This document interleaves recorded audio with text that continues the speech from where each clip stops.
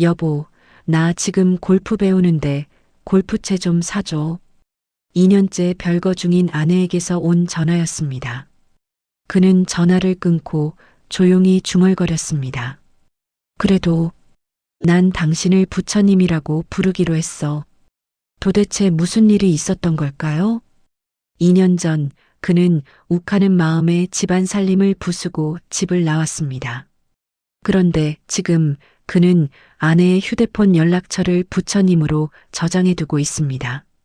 이혼을 꿈꾸면서도 시골에서 받아온 쌀을 아내에게 갖다 주는 남자. 집에 들어가고 싶은 마음은 없습니다.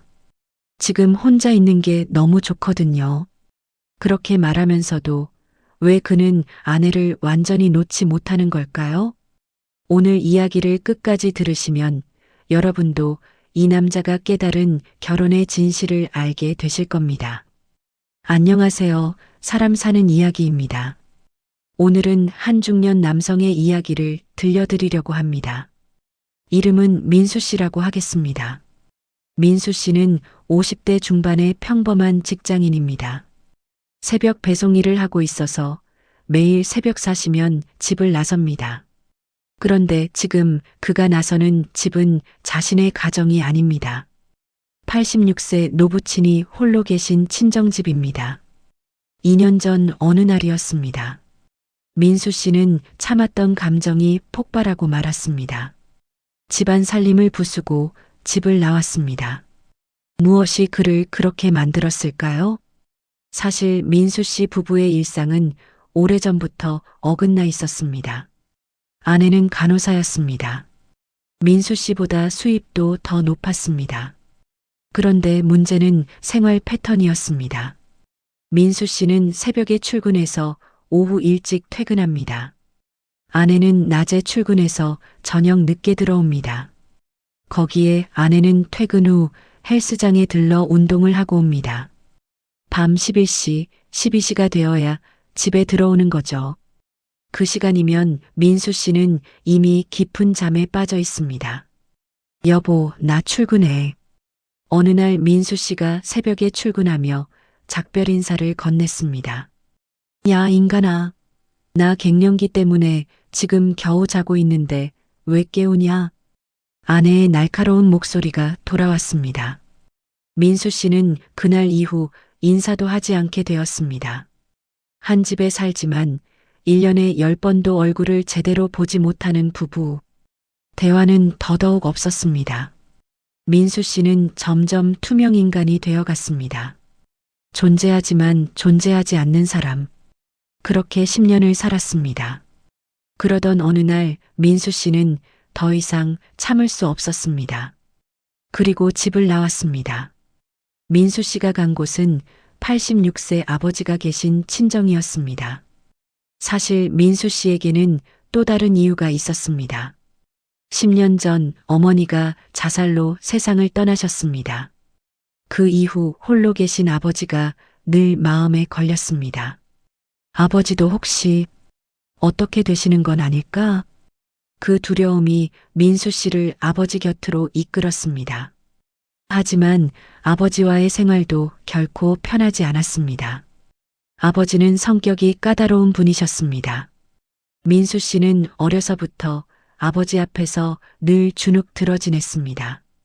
말을 더듬을 정도로 긴장했습니다. 할아버지한테 지게 작대기를 드는 아버지를 보고 자랐어요. 민수 씨는 그렇게 회상했습니다. 그런데 아이러니하게도 민수 씨는 그 아버지를 돌보기 위해 집으로 돌아왔습니다. 효도라는 이름으로. 매일 아침 민수 씨는 새벽에 일어나 아버지 식사를 준비합니다. 아버지, 밥 차려놨습니다. 다녀오겠습니다. 그리고 새벽 배송 일을 하러 나갑니다. 저녁에 돌아오면 또 묻습니다. 아버지, 식사하셨어요? 야, 나는 술 마셨으니까 너 밥 챙겨 먹어라. 아버지의 무뚝뚝한 대답이 돌아옵니다. 그렇게 민수 씨는 아내와 떨어져 지내지만 또 다른 주눅든 삶을 살고 있었습니다. 그런데 이상한 일들이 벌어지기 시작했습니다. 별거 중인 아내에게서 전화가 왔습니다. 여보, 나 지금 골프 배우고 있는데 골프채 좀 사주면 안 돼? 민수 씨는 당황했습니다. 2년이나 따로 살고 있는 아내가 마치 아무 일도 없었던 것처럼 골프채를 사달라고 합니다. 또 얼마 후에는 이런 전화도 왔습니다. 딸이 독립하고 싶어 하는데 전세 보증금 좀 주면 안 돼? 민수 씨는 마음이 복잡했습니다. 평정심을 잡고 싶은데 그렇게 좋은 마음이 안 생기더라고요. 그런데 더 이상한 건 민수 씨 자신의 행동이었습니다. 시골에 볼 일이 있어 다녀오면 집안 어르신들이 푸성기며 쌀이며 이것저것 챙겨주십니다. 이번에 햅쌀이 나왔다고 쌀을 주시더라고요. 민수 씨는 그 쌀을 받아들고 고민했습니다. 혼자 있으면 안 먹고 버리게 되니까. 결국 민수 씨는 그 쌀을 아내에게 갖다 줬습니다. 왜 그랬을까요? 민수 씨 자신도 자신의 마음을 이해할 수 없었습니다. 이 내 마음은 뭘까? 이혼을 꿈꾸면서도 아내에게 쌀을 갖다 주는 남자. 집에 들어가고 싶지 않다고 말하면서도 아내와의 연결고리를 완전히 끊지 못하는 남자. 사실 민수 씨가 이혼을 쉽게 결정하지 못하는 데에는 또 다른 이유가 있었습니다. 재산 문제였습니다. 민수 씨는 아버지와 함께 공장을 운영하며 돈을 모았습니다. 그렇게 모은 돈으로 부동산을 샀습니다. 집도 있고 상가도 있었습니다. 집은 아내와 공동 명의로 2분의 1씩 나눠 가지고 있었습니다. 그런데 문제는 이것이었습니다. 모든 서류를 86세 아버지가 가지고 계셨습니다. 인감증명서까지 모두요. 왜 아버지가 가지고 계세요? 민수 씨는 솔직하게 고백했습니다. 제가 함부로 쓸까봐 그러시는 거죠. 그럼 이제까지 함부로 쓴 적이 있나요? 그렇게 많지는 않습니다. 민수 씨는 귀가 얇은 편이었습니다. 누가 도와달라고 하면 쉽게 도와주는 성격이었습니다. 아버지는 그런 아들을 믿지 못했습니다. 그래서 모든 서류를 직접 관리하고 계셨던 겁니다. 그 부동산에서 나오는 월세 수입으로 86세 아버지는 생활하고 계셨습니다. 그런데 아내는 이혼의 조건으로 이렇게 말했습니다. 재산 다 달라. 민수 씨 명의로 된 것뿐만 아니라 전부 다 자기에게 넘기라는 것이었습니다. 합의 이혼을 한다면 제가 하겠는데 법정에 가서 지지고 볶고 싸우면서 이혼하고 싶은 마음은 없습니다. 민수 씨는 그렇게 말했습니다. 그러면서도 덧붙였습니다. 아버님 돌아가실 때까지는 참고 있다가 아버님 돌아가시면 그때 다 주고 나올 생각입니다. 참으로 기구한 운명이었습니다. 아내와는 떨어져 살고 싶은데 재산 때문에 완전히 정리하지 못합니다. 그렇다고 아버지가 살아계실 때 재산을 정리할 수도 없습니다. 서류를 아버지가 가지고 계시니까요.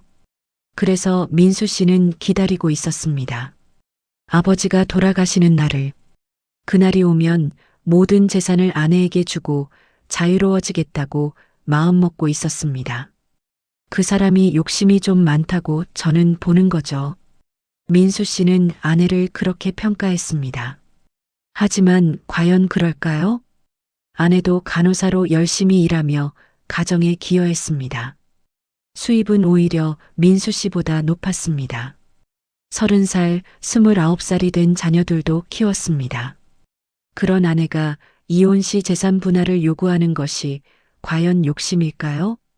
민수 씨는 자신도 모르게 아내를 욕심 많은 사람으로 규정하고 있었습니다. 하지만 냉정하게 보면 아내는 자신의 정당한 권리를 주장하는 것뿐이었습니다. 재미있는 건 아버지도 아내를 믿지 못한다는 점이었습니다. 며느리가 다 가져갈까봐 그러시는 거예요? 민수 씨는 고개를 끄덕였습니다. 86세 아버지, 50대 아들, 그리고 간호사 아내. 이 세 사람은 각자의 입장에서 서로를 믿지 못하고 있었습니다. 아버지는 아들이 귀가 얇아서 재산을 지키지 못할까 걱정합니다. 아들은 아내가 욕심이 많다고 생각합니다. 아내는 아마도 남편과 시아버지가 자신을 재산을 노리는 사람으로만 본다고 느끼고 있을 겁니다. 신뢰는 이미 오래전에 무너져 버렸습니다. 집에 들어가면 제가 투명 인간 취급을 받아요. 민수 씨의 고백이었습니다. 하지만 정말 그럴까요? 아내는 간호사로 낮에 일하고 퇴근 후 자기 관리를 위해 운동을 합니다. 민수 씨는 새벽에 일하고 오후 일찍 퇴근해서 저녁에는 잠을 잡니다. 이 두 사람은 시간이 완전히 어긋나 있습니다. 투명인간이라는 표현은 정확하지 않을 수도 있습니다.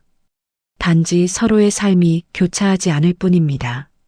저녁에 집에 들어가도 아무도 없고 아내가 11시나 12시에 들어오면 저는 이미 자고 있으니까요. 그렇게 10년을 살았습니다. 한 지붕 아래 살면서도 서로를 거의 보지 못하는 부부. 민수 씨는 그 시간 동안 점점 위축되었습니다. 아버지 앞에서도 주눅 들고 아내 앞에서도 주눅 들었습니다. 말을 더듬고 자기 의견을 제대로 내지 못했습니다. 옛날 같으면 말 더듬어서 제대로 말도 못했습니다. 그런 민수 씨가 2년 전 처음으로 자기 의사를 폭발적으로 표현했습니다. 집안 살림을 부수고 나온 것입니다. 그것이 민수 씨가 할 수 있었던 유일한 저항이었습니다. 별거 중에도 아내는 민수 씨에게 연락을 했습니다. 골프채 사줘. 딸 전세금 줘. 민수 씨는 그때마다 마음이 불편했습니다. 평정심을 잃게 되더라고요. 하지만 민수 씨도 아내에게 연락을 했습니다. 시골에서 받아온 햅쌀을 갖다 준 것입니다. 왜 그랬을까요? 혼자 있으면 안 먹고 버리게 되니까. 그것은 핑계였습니다. 쌀을 혼자 먹기 싫으면 이웃에 나눠줄 수도 있었습니다. 친구에게 줄 수도 있었습니다. 하지만 민수 씨는 아내를 선택했습니다. 왜일까요? 민수 씨는 자기 자신도 설명할 수 없는 마음의 끈을 느끼고 있었습니다. 아내가 골프채를 사달라고 할 때 민수 씨는 화가 났습니다. 하지만 동시에 아내가 아직 자신을 필요로 한다는 사실에 안도했습니다. 아내가 딸 전세금을 요구할 때 민수 씨는 부담스러웠습니다. 하지만 동시에 아내가 아직 자신을 가족으로 생각한다는 증거라고 느꼈습니다. 그리고 민수 씨가 쌀을 갖다 줄 때 그것은 단순히 쌀을 버리기 아깝기 때문이 아니었습니다. 나는 아직 당신의 남편입니다. 우리는 아직 가족입니다. 그런 메시지를 전하고 싶었던 것입니다. 민수 씨는 한때 깨달음의 장이라는 프로그램에 참석한 적이 있었습니다. 그곳에서 민수 씨는 무언가를 느꼈습니다. 그리고 아내의 휴대폰 연락처를 바꿨습니다. 부처님으로요. 왜 하필 부처님이었을까요? 부처님은 어떤 존재인가요? 자비롭고 너그럽고 모든 것을 이해하고 받아들이는 존재입니다. 민수 씨는 아내를 그렇게 보기로 결심한 것입니다.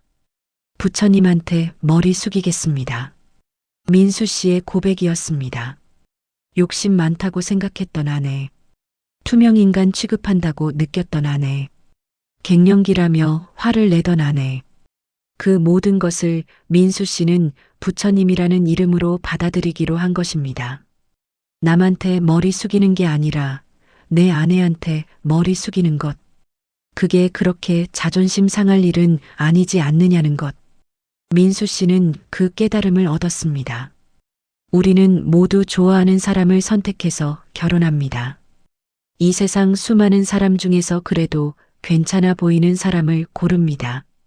그런데 왜 시간이 지나면 그 사람이 마음에 안 들게 될까요? 그 사람이 변해서가 아닙니다. 우리의 기대가 너무 컸기 때문입니다. 민수 씨도 마찬가지였습니다. 간호사인 아내는 능력 있는 여성이었습니다. 수입도 좋았고 일도 잘했습니다. 민수 씨는 그런 아내를 선택했습니다. 하지만 결혼 생활이 시작되자 기대가 생겼습니다. 아내라면 내가 새벽에 나갈 때 배웅해줘야지. 아내라면 저녁에 집에서 날 기다려줘야지. 아내라면 내 말을 먼저 들어줘야지. 그런 기대들이 충족되지 않자 실망이 찾아왔습니다. 그리고 그 실망은 투명인간이라는 피해의식으로 발전했습니다. 하지만 냉정하게 생각해보면 아내도 자신의 삶을 살아가는 한 사람일 뿐입니다. 간호사로 일하고 건강을 위해 운동하고 갱년기를 겪으며 힘들어하는 50대 여성. 그 여성에게 민수 씨는 어떤 기대를 했던 걸까요? 아내도 민수 씨를 선택했습니다. 새벽 배송 일을 하는 귀가 얇은 아버지 앞에서 주눅드는 남자. 하지만 그 남자가 성실하고 효심이 깊고 착하다는 것을 알았습니다. 그래서 결혼했습니다. 시간이 지나면서 아내도 실망했을 겁니다. 남편이라면 좀 더 당당했으면 좋겠는데, 남편이라면 시아버지한테 꼼짝 못하지 말고 우리 가정을 먼저 챙겼으면 좋겠는데, 남편이라면 내가 힘들 때 내 편이 되어줬으면 좋겠는데, 그런 기대들이 충족되지 않았을 때 아내도 실망했을 겁니다. 결국 이 부부는 서로에 대한 기대가 너무 컸던 것입니다. 그리고 그 기대가 충족되지 않자 서로를 비난하기 시작했습니다. 민수 씨는 아내를 욕심 많은 사람이라고 규정했습니다. 아내는 민수 씨를 인간아 라고 부르며 화를 냈습니다. 하지만 그들은 여전히 서로를 완전히 놓지 못하고 있습니다. 골프채를 사달라는 전화, 햅쌀을 갖다 주는 행동. 이 모든 것이 아직 우리는 이어져 있다는 메시지입니다. 민수 씨는 당분간 별거를 하기로 결심했습니다. 집에 들어가서 투명인간처럼 살고 싶지 않았습니다. 하지만 완전한 이혼도 원하지 않았습니다. 법정에 가서 지지고 볶고 싸우면서 이혼하고 싶은 마음은 없어요. 그래서 선택한 것이 별거였습니다. 아버지를 모시면서 자신의 시간을 가지면서 그렇게 살기로 한 것입니다. 지금같이 혼자 있는 게 너무 좋거든요. 민수 씨의 솔직한 고백이었습니다. 그런데 여기서 우리가 생각해 봐야 할 것이 있습니다. 과연 민수 씨는 정말로 혼자일까요? 86세 아버지를 모시면서 매일 밥을 차려드리고 있습니다. 아내에게서 전화가 오면 받고 있습니다. 시골에서 받아온 쌀을 아내에게 갖다 주고 있습니다. 이것이 진짜 혼자의 삶일까요? 민수 씨는 여전히 관계 속에 있습니다. 다만 그 관계의 형태가 바뀐 것뿐입니다. 매일 얼굴을 보며 부딪히는 관계에서 적당한 거리를 두고 서로를 배려하는 관계로 바뀐 것입니다. 어쩌면 이것이 민수 씨 부부에게는 최선의 선택일 수도 있습니다. 86세 아버지가 모든 서류를 가지고 계신 이유. 처음에는 아들을 믿지 못해서라고 생각했습니다. 하지만 깊이 생각해보면 그것은 아버지 나름의 보호막이었을 수도 있습니다. 아버지는 아들이 귀가 얇다는 것을 알고 있었습니다. 누가 도와달라고 하면 쉽게 도와주는 성격. 그런 아들이 재산을 잘못 관리하면 어떻게 될까요? 가족 모두가 어려움에 처할 수 있습니다. 그래서 아버지는 서류를 직접 관리하고 있는 것입니다. 아들을 미워해서가 아니라 아들을 지키기 위해서, 며느리가 재산을 가져갈까봐 걱정해서가 아니라 손자, 손녀들의 미래를 위해서, 86세 노인의 마지막 책임감이었던 것입니다. 아버지는 할아버지한테 지게 작대기를 드셨습니다. 그만큼 엄격하고 무서운 분이셨습니다. 하지만 그런 아버지도 결국은 가족을 지키려는 마음뿐이었습니다. 서툴고 거칠었을 뿐입니다. 민수 씨가 그런 아버지를 이해하기까지 50년이 걸렸습니다. 그리고 이제 민수 씨는 아버지를 돌보고 있습니다. 매일 아침 밥을 차려드리고 저녁에 안부를 여쭙니다. 아버지, 식사하셨어요? 야, 나는 술 마셨으니까 너 밥 챙겨 먹어라. 무뚝뚝한 대답이지만 그 안에는 내가 걱정된다는 마음이 담겨 있습니다. 민수 씨 부부에게는 29살, 30살 자녀가 있습니다. 이미 다 자란 성인입니다. 이 자녀들은 부모님의 인연 별거를 어떻게 생각하고 있을까요? 딸은 독립하고 싶어서 전세 보증금을 요구했습니다. 부모님이 함께 살지 않아도 자신의 삶을 살아가고 있습니다. 어쩌면 자녀들은 부모님의 관계에 대해 현실적으로 받아들이고 있을지도 모릅니다. 아버지와 어머니는 함께 살기 힘들어 하시는구나. 하지만 완전히 헤어지지도 못하시는구나. 그래도 우리는 여전히 가족이구나. 자녀들도 성장했습니다. 부모님이 완벽하지 않다는 것을 알게 되었습니다. 부모님도 각자의 삶을 살아가는 한 사람의 인간이라는 것을 이해하게 되었습니다. 민수 씨가 아내에게 쌀을 갖다 주는 것, 아내가 민수 씨에게 딸 전세금을 부탁하는 것, 이 모든 것이 우리는 여전히 가족이라는 메시지입니다. 자녀들에게 전하는 메시지이기도 합니다. 우리는 함께 살지 않지만 여전히 너희의 부모다. 민수 씨가 깨달음의 장에서 배운 것이 있습니다. 기대를 낮추는 것. 우리는 모두 괜찮은 사람을 선택해서 결혼합니다. 그런데 그 괜찮음에 대한 기대가 너무 높으면 실망하게 됩니다. 살아보니까 괜찮네라고 생각하는 부부가 더 행복합니다. 왜냐하면 기대가 낮았기 때문입니다. 한눈에 반해서 결혼한 부부는 오래가기 힘듭니다. 왜냐하면 기대가 너무 컸기 때문입니다. 민수 씨는 아내에게 많은 것을 기대했습니다. 아내라면 새벽에 나갈 때 배웅해줘야지. 아내라면 저녁에 집에서 날 기다려줘야지. 아내라면 내 말을 이해해줘야지.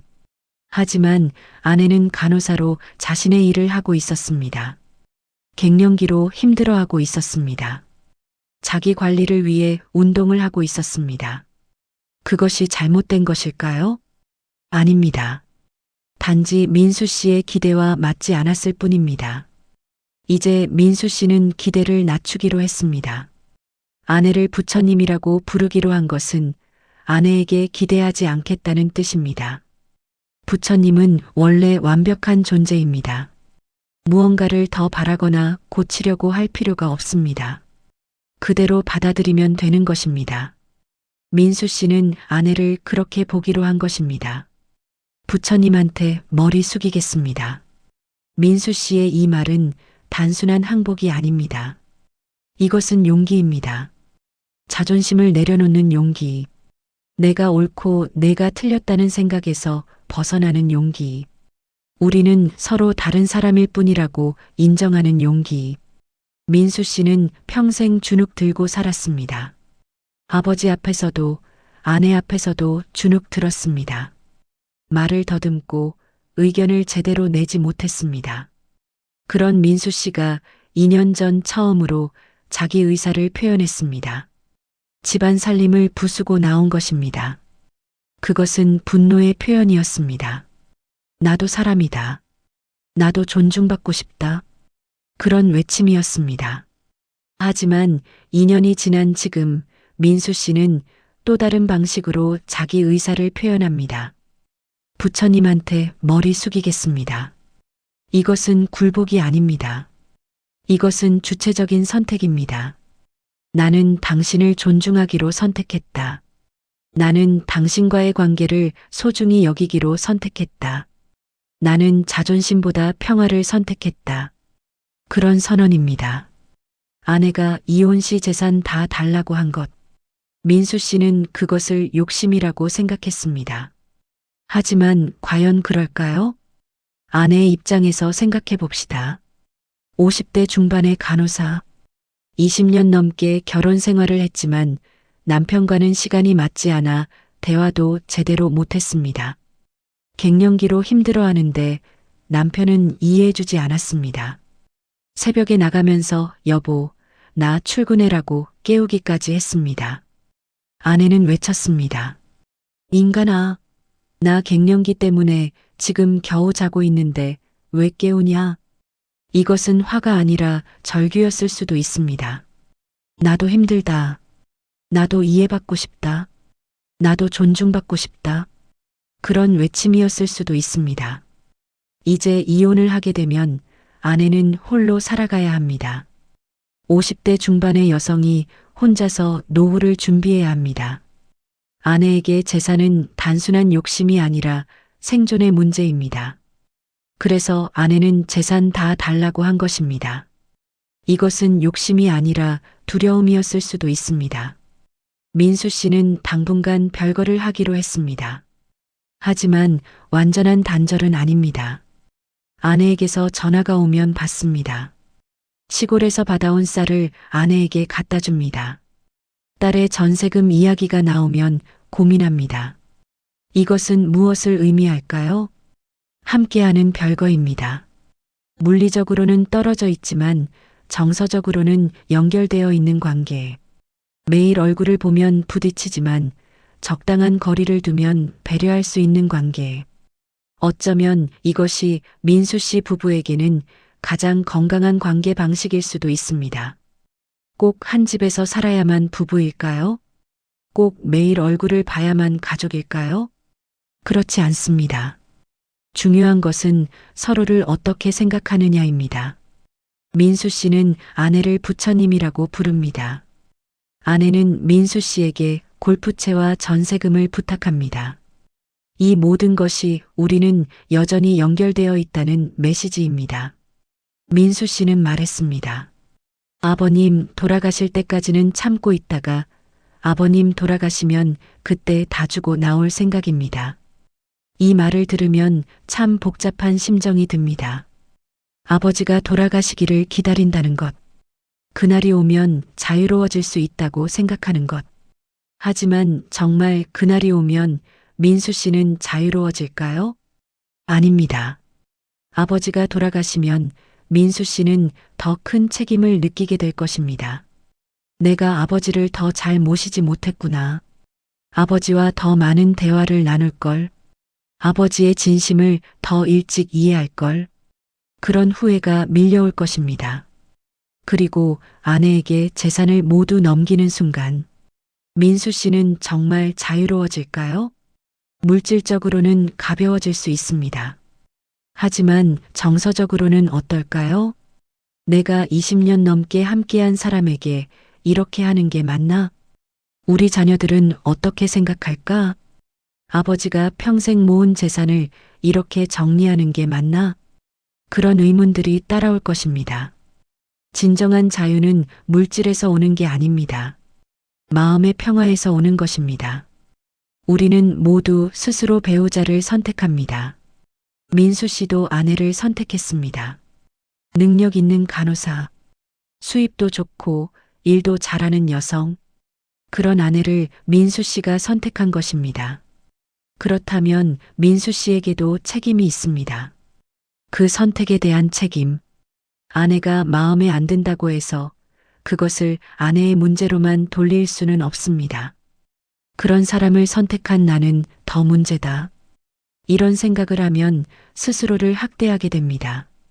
자존감이 낮아집니다. 대신 이렇게 생각해야 합니다.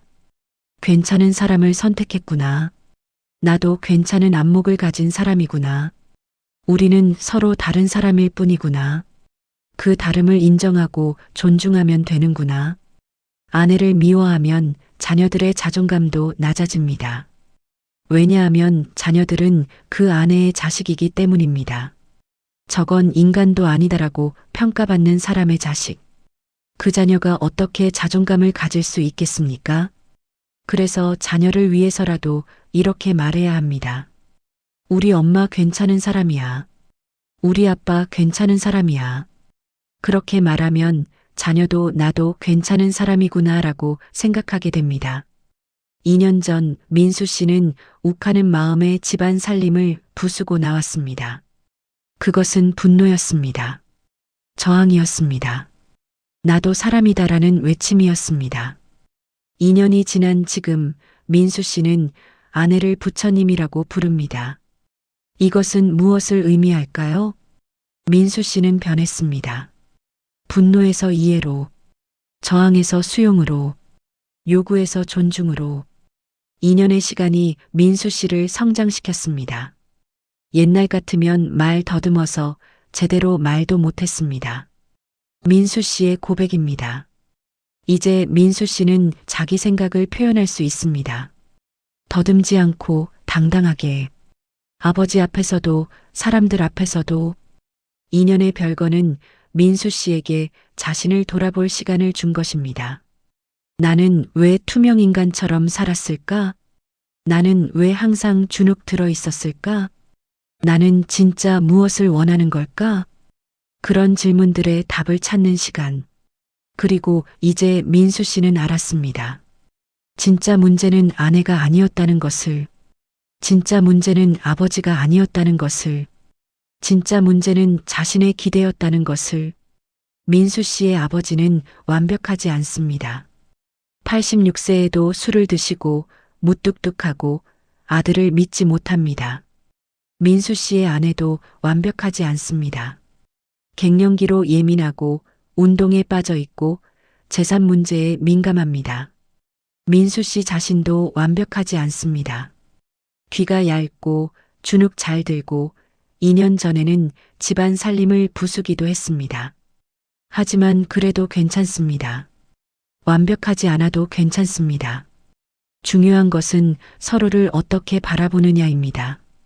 부족한 점만 보면 모든 사람이 문제투성이입니다. 좋은 점을 보면 모든 사람이 괜찮은 사람입니다. 민수 씨는 아내를 부처님이라고 부르기로 했습니다. 이것은 아내가 완벽해서가 아닙니다. 아내를 완벽한 존재로 받아들이기로 결심한 것입니다. 더 이상 고치려 하지 않고, 더 이상 바꾸려 하지 않고, 있는 그대로 받아들이기로 한 것입니다. 이것이 진정한 사랑입니다. 민수 씨의 이야기는 아직 끝나지 않았습니다.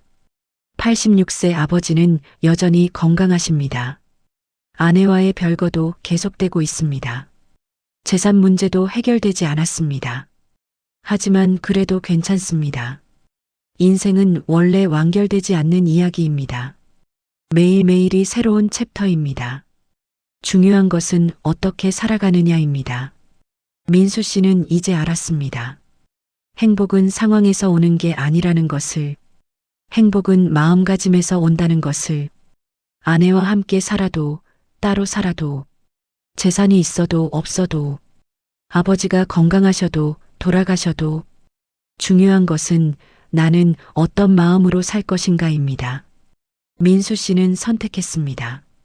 분노 대신 이해를, 요구 대신 존중을, 불만 대신 감사를. 그래서 아내를 부처님이라고 부르기로 한 것입니다. 여러분은 어떠신가요? 혹시 민수 씨처럼 배우자에게 실망하고 계신가요? 혹시 투명인간처럼 살고 있다고 느끼시나요? 혹시 이혼을 꿈꾸고 계신가요? 그렇다면 잠시 멈춰서 보세요. 그리고 생각해 보세요. 내가 왜 이 사람을 선택했을까? 처음에는 어떤 점이 좋아서 결혼했을까? 지금 내가 불만스러워하는 것은 정말 상대방의 문제일까?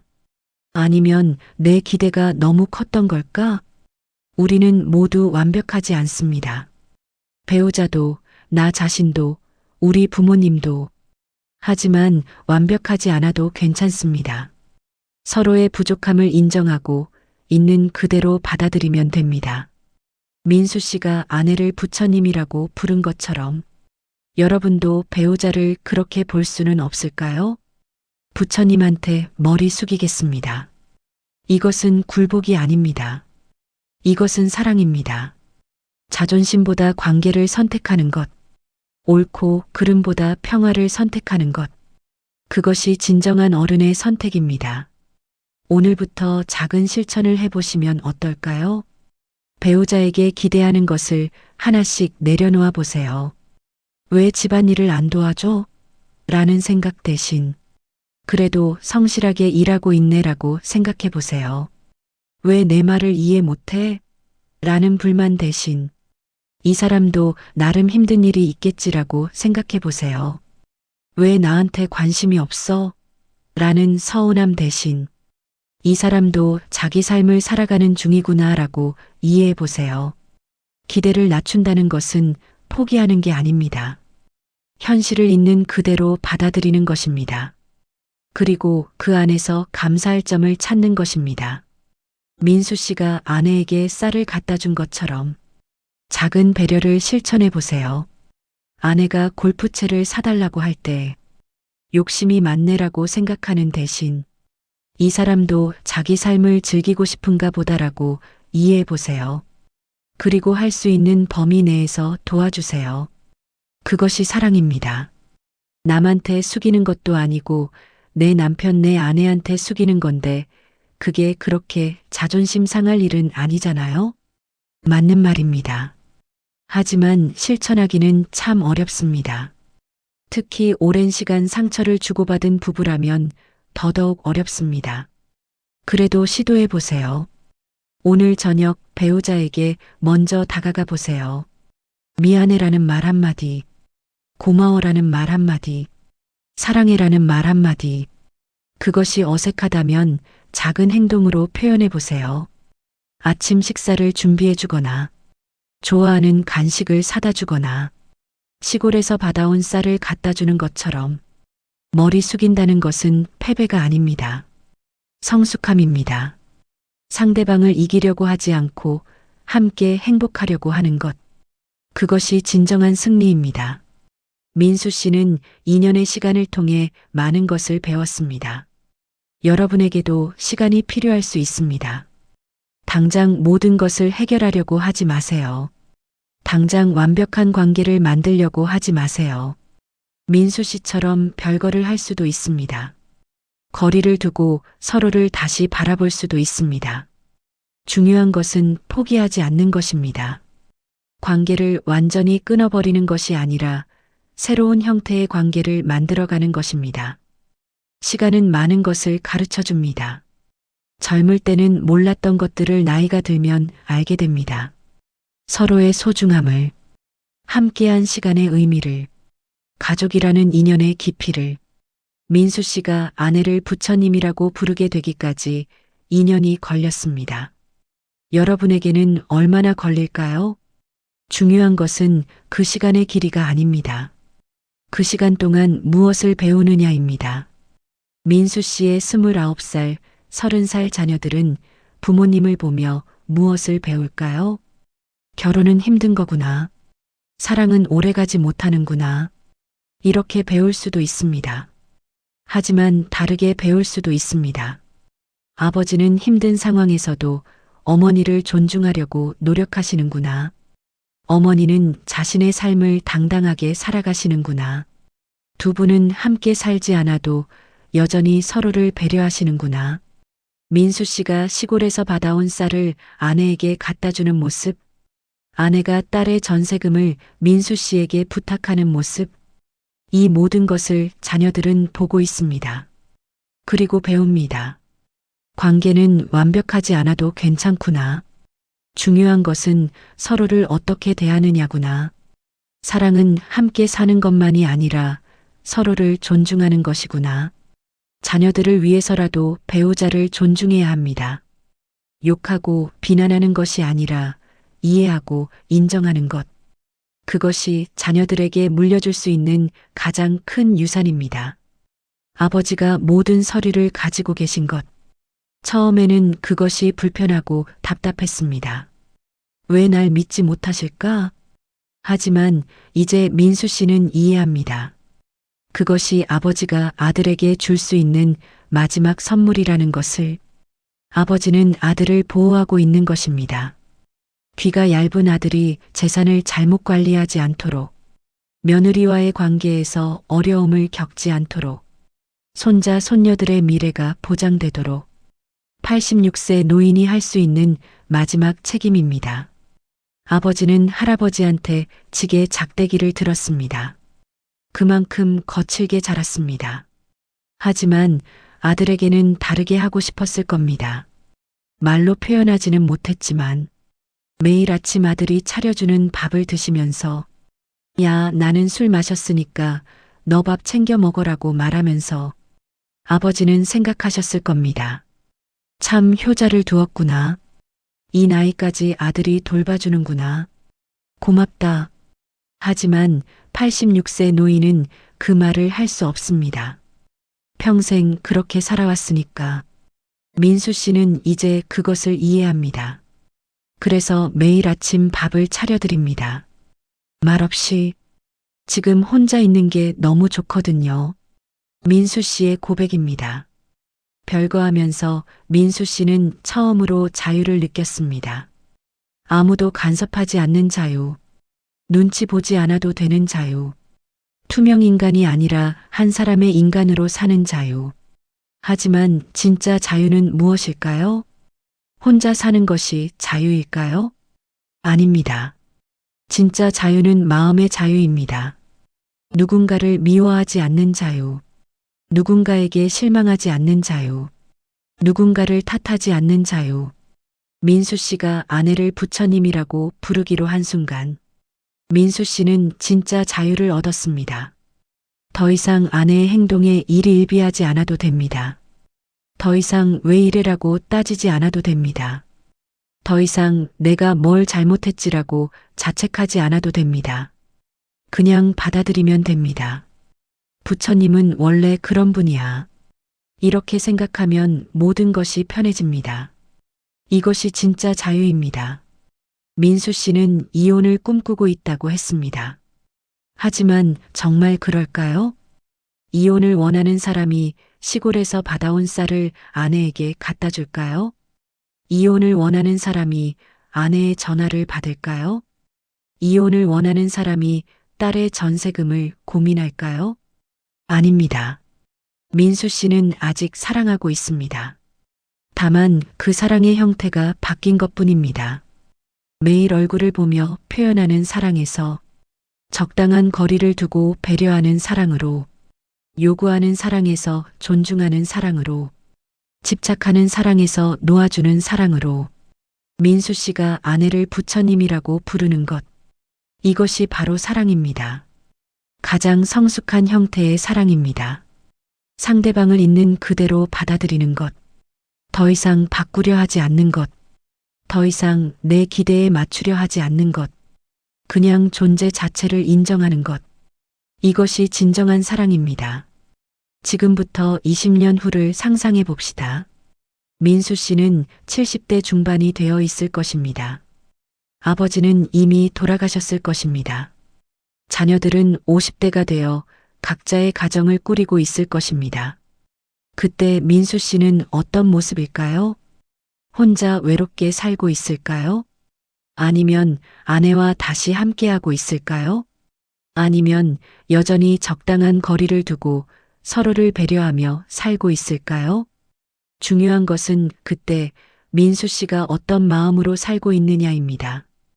후회하며 살고 있을까요? 그때 좀 더 잘할 걸. 그때 좀 더 이해할 걸. 아니면 평화롭게 살고 있을까요? 그래도 최선을 다했어. 그래도 서로 존중했어. 지금 민수 씨가 어떤 선택을 하느냐가 20년 후를 결정합니다. 지금 아내를 어떻게 대하느냐가 20년 후의 마음을 결정합니다. 민수 씨가 아내를 부처님이라고 부르기로 한 것.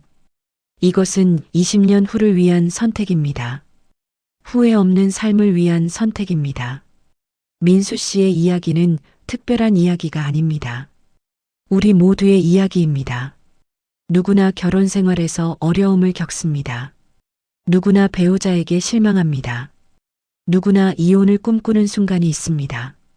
하지만 중요한 것은 그 순간에 어떤 선택을 하느냐입니다. 분노를 선택할 것인가, 이해를 선택할 것인가, 비난을 선택할 것인가, 존중을 선택할 것인가, 단절을 선택할 것인가, 새로운 관계를 선택할 것인가. 민수 씨는 부처님을 선택했습니다. 여러분은 무엇을 선택하시겠습니까? 60대, 70대, 80대를 살아가시는 여러분. 지금까지 함께해온 배우자가 있으시다면 그분을 다시 한번 바라보세요. 완벽하지 않은 모습으로, 때로는 이해하기 힘든 모습으로, 하지만 그래도 함께 해온 모습으로. 그리고 생각해 보세요. 이 사람과 함께한 시간들이 의미가 있었구나. 이 사람도 나름 최선을 다해 살아왔구나. 우리는 서로에게 소중한 존재였구나. 여기까지 긴 이야기 들어주셔서 정말 감사합니다. 오늘 민수 씨의 이야기가 여러분의 마음에 작은 울림이 되었기를 바랍니다. 완벽하지 않은 관계 속에서도 서로를 존중하며 살아가는 법. 기대를 내려놓고 있는 그대로를 받아들이는 법. 부처님한테 머리 숙이는 성숙한 사랑의 법. 오늘 집에 돌아가시면 배우자에게 작은 말 한마디 건네보시면 어떨까요? 고맙습니다. 수고했습니다. 사랑합니다. 그 한마디가 여러분의 관계를 바꿀 수 있습니다. 민수 씨가 2년 만에 깨달은 것을 여러분은 오늘 바로 실천하실 수 있습니다. 사람 사는 이야기는 계속됩니다. 우리 채널에는 여러분의 인생에 도움이 될 수 있는 다양한 이야기들이 준비되어 있습니다. 다음 이야기에서 또 만나 뵙겠습니다. 여러분, 오늘도 행복하세요. 그리고 사랑하세요. 지금 여러분 곁에 있는 그 사람을 감사합니다.